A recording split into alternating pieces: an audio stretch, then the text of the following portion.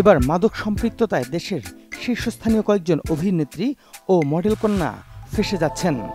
বর্তমানে দেশের শোবিজ অঙ্গনে যাদের জনপ্রিয়তা তুঙ্গে, তাদের মধ্যে আনাতোনিকেলি সাফা ওরফে সাফার বিরুদ্ধে মাদক সম্পৃক্ততার প্রমাণ পাওয়া যায়। এছাড়া নাট্যাঙ্গনের আরেক জনপ্রিয় মুখ তানজিন তিশা এবং সঙ্গীত শিল্পী সুনিধি নায়েকের মাদক সম্পৃক্ততা ঘিরে বিশেষ অনুসন্ধান চালাচ্ছে মাদকদ্রব্য নিয়ন্ত্রণ অধিদপ্তর নার্কোটিক্স। ইতিমধ্যে স্বরাষ্ট্র মন্ত্রণালয়ের উচ্চ পর্যায়ে এ বিষয়ে প্রতিবেদন পাঠানো হয়েছে। বিভিন্ন গণমাধ্যমে প্রকাশিত সংবাদে জানা যায়, মাদকসহ গ্রেফতার হওয়া বিশ্ববিদ্যালয়ে পড়ুয়া এক ছাত্রকে জিজ্ঞাসাবাদের সূত্র ধরে তথ্য প্রমাণসহ সাফা, টয়া, তিশা এবং সুনিধির নাম বেরিয়ে আসে। একটি বিশেষ হোয়াটসঅ্যাপ গ্রুপের মাধ্যমে তারা নিয়মিত মাদক সংগ্রহ করে আসছিলেন। ওই হোয়াটসঅ্যাপ গ্রুপের অ্যাডমিন নর্থ সাউথ বিশ্ববিদ্যালয়ের সাবেক শিক্ষার্থী অরিন্দময় রায় দীপকে ইতিমধ্যে গ্রেপ্তার করা হয়েছে। মামলার তদন্ত কর্মকর্তা নার্কোটিক্সের সহকারী পরিচালক রাহুল সেন বলেন, দীপকে গ্রেপ্তারের পর তার কাছ থেকে আমরা কয়েকজন প্রথম সারির অভিনেত্রী ও মডেলের মাদক সম্পৃক্ততার প্রমাণ পেয়েছি। এ বিষয়ে এখনও তদন্ত চলছে। তদন্ত শেষে সংশ্লিষ্টদের বিরুদ্ধে আইনগত ব্যবস্থা নেওয়ার কথাও বলেন তিনি। এদিকে নার্কোটিক্স বলছে, মাদক সম্পৃক্ততার অভিযোগে নর্থ সাউথ বিশ্ববিদ্যালয়ের মার্কেটিং বিভাগের সাবেক ছাত্র দীপের উপর বিশেষ নজরদারি করা হয়। দীর্ঘদিন ধরে তার গতিবিধি অনুসরণের ধারাবাহিকতায় 17 অক্টোবর ঢাকা বিমানবন্দর থেকে গ্রেপ্তার করা হয় দীপকে। এ সময় তার কাছ থেকে বিপুল পরিমাণ সীসা, এমডিএমএ, এলএসডি ও কোক সহ বেশ কিছু মাদক উদ্ধার করা হয়। পরে নার্কোটিক্সের একটি বিশেষায়িত টিম দীপকে 2 দিনের রিমান্ডে রেখে জিজ্ঞাসাবাদ করে। তদন্ত সংশ্লিষ্টরা জানান, মাদক ব্যবসার বিষয়ে মৌখিক স্বীকারোক্তির এক পর্যায়ে দীপের মোবাইল ফোনের কল লিস্ট ও হোয়াটসঅ্যাপ চ্যাটিং পরীক্ষা করা হয়। এতে জনপ্রিয় কয়েকজন অভিনেত্রীর মাদক সম্পৃক্ততার তথ্য মেলে।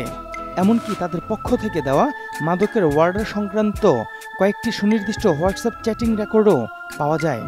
মাদকের এক কর্মকর্তা বলেন, দীপের হোয়াটসঅ্যাপ গ্রুপে সাফা, টয়া, তিশা এবং সুনিধি নায়কের নাম সেভ করা কয়েকটি নাম্বার থেকে নিয়মিত মাদকের অর্ডার দেওয়ার প্রমাণ পাওয়া যায়। পরে নাম্বারগুলো যাচাইয়ের জন্য ফোন নাম্বারের রেজিস্ট্রেশন রেকর্ড সংগ্রহ করা হয়। এতে দেখা যায় সংশ্লিষ্ট নাম্বারগুলো সাফা কবির এবং টয়ের নামেই রেজিস্ট্রেশনকৃত, আর তানজিন তিশার নাম্বারটির রেজিস্ট্রেশন রয়েছে তার মায়ের নামে। মাদক বিক্রির এই হোয়াটসঅ্যাপ গ্রুপে আরও কয়েকজন অভিনেত্রী ও সঙ্গীত শিল্পীর চ্যাটিং পাওয়া যায়। এদের অন্যতম হলেন অভিনেত্রী তানজিন তিশা এবং সঙ্গীত শিল্পী সুনিধি নায়েক। নার্কোটিক্স বলছে, ভারতীয় নাগরিক সুনিধি নায়েক দীর্ঘদিন ধরে মাদকাসক্ত। বাংলাদেশের নামকরা সঙ্গীত শিল্পী এবং কোক স্টুডিওর অন্যতম উদ্যোক্তা শায়ন চৌধুরী ওরফে অর্ণবকে বিয়ে করে তিনি ঢাকায় স্থায়ীভাবে বসবাস করছেন।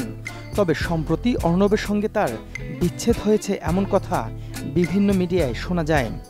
তদন্ত সংশ্লিষ্টরা জানান, দীপ গ্রেপ্তারের পরপরই সংশ্লিষ্টদের কেউ কেউ তাদের মোবাইল ফোন থেকে গোপন চ্যাটিং মুছে ফেলার চেষ্টা করেন, কিন্তু এতে তারা পুরোপুরি সফল হননি। গ্রেপ্তারের পর তাৎক্ষণিকভাবে দীপের মোবাইল ফোনের ইন্টারনেট সংযোগ বিচ্ছিন্ন করে দেওয়া হয়। এতে মাদক কেনাবেচা সংক্রান্ত চ্যাটিং রেকর্ড মুছে ফেলা সম্ভব হয়নি। একাধিক সূত্রে জানা যায়, বর্তমানে রাজধানীর গুলশান বনানী ও ধানমন্ডি কেন্দ্রিক ধনাঢ্য পরিবারের সন্তানদের অনেকেই এমডিএম, এলএসডি এবং কুশ নামের উচ্চ আসক্তি সম্পন্ন মাদকের দিকে ঝুঁকছে। চোরাই পথে অস্ট্রেলিয়া, যুক্তরাষ্ট্র, কানাডা এবং থাইল্যান্ড সহ আরও বেশ কয়েকটি দেশ থেকে এসব মাদক চালান আসছে। স্ন্যাপচ্যাট, মেসেঞ্জার বা হোয়াটসঅ্যাপ গ্রুপে এগুলো বিক্রি করা হয়। তবে মাদক সম্পৃক্ততার অভিযোগ সম্পর্কে বক্তব্য জানার জন্য অভিনেত্রী মমতাহিনা চৌধুরী টয়ার মোবাইলে কল করা হলে তিনি দৈনিক যুগান্তরকে বলেন, অরিন্দম রায় দীপ নামের কাউকে তিনি চেনেন না, কোনোদিন তার সঙ্গে পরিচয়ও হয়নি।